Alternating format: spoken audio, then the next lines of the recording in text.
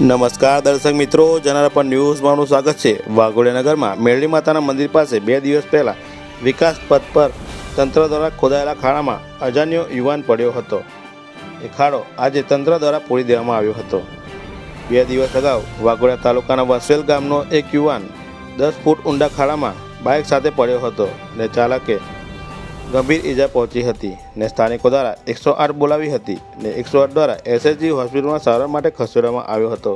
મળતી માહિતી મુજબ બાઇક ચાલક જીવન મરણ વચ્ચે ઝોલા ખાઈ રહ્યો છે, ત્યારે એ ઘટનાના સમાચાર સ્થાનિક મીડિયામાં ચલાવતા તંત્ર જાગ્યું હતું ને તંત્ર દ્વારા તાત્કાલિક વિકાસ પથ પરના આવેલા 2 ખાડા પૂરી દેવામાં આવ્યા હતા। બ્યુરો રિપોર્ટ, જનારા ન્યૂઝ, પંકજ વસાવા, વાઘોડિયા।